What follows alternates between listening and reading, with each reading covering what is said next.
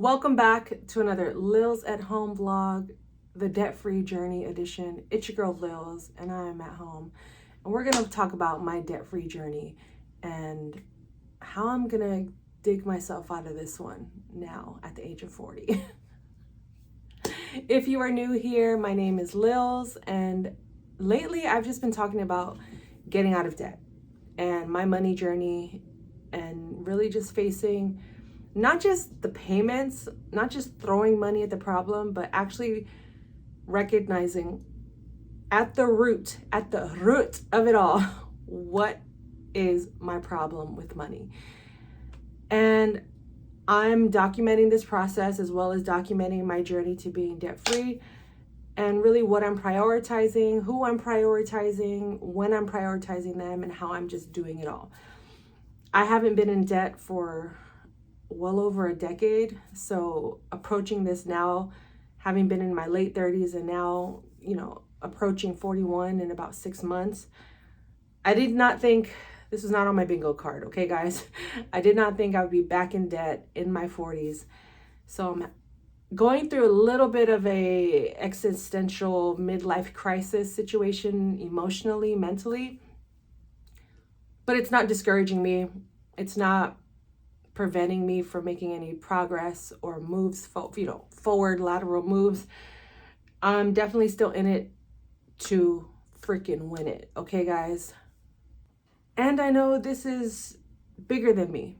I don't think it's more so about my debt so much as it is impacting a community, impacting and inspiring, motivating, uplifting, encouraging others that are in my situation or in similar situations with their income or their money or their debt.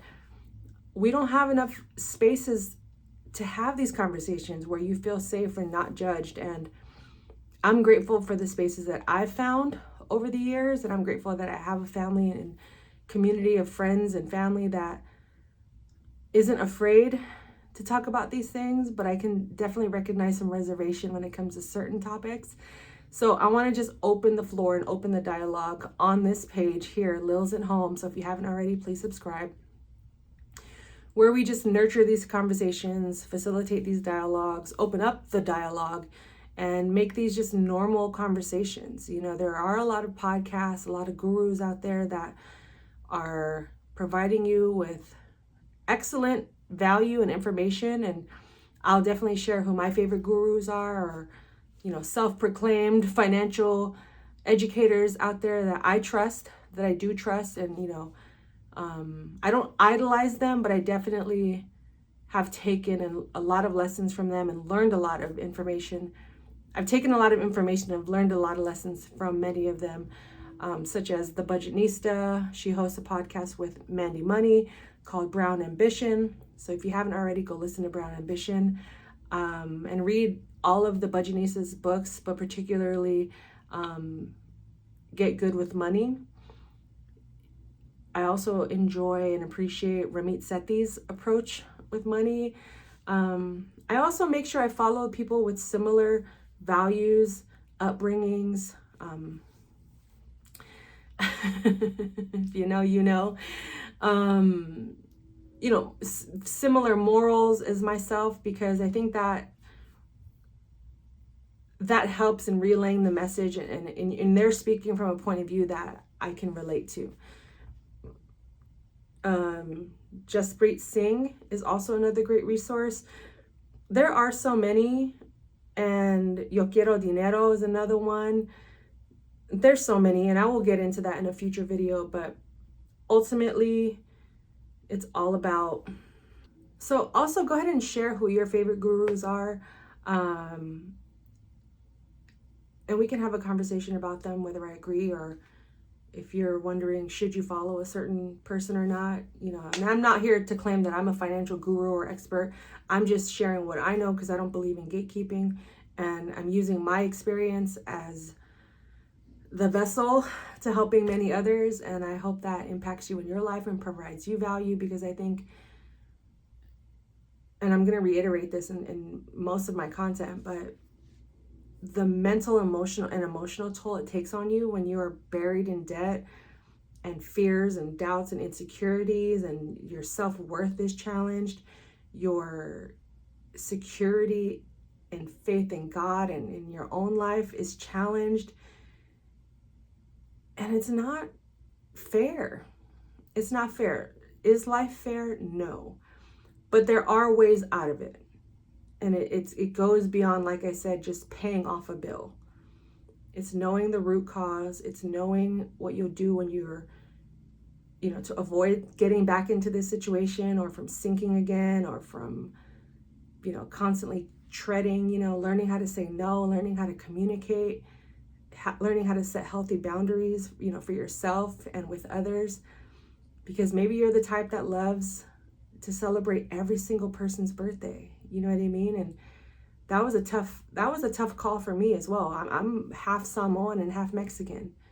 So I have a lot of family, which means a lot of birthdays every freaking weekend. And if it's not a birthday, unfortunately, it's a funeral. You know what I mean? So, or a wedding.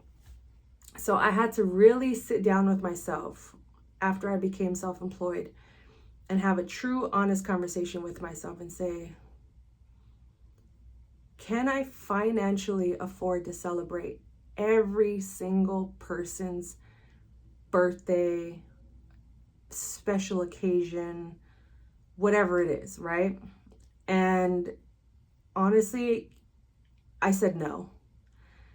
And I had to really, this might sound harsh, but I really had to make a list of the people that hold value in my life. And if any of my family or friends see this and I did not show up to your birthday, don't take it personal. I still love you guys, but sometimes I got to put myself first, Lucius. But I really have to look at who holds value in my life when I'm not doing my best financially, when I am low funds, right?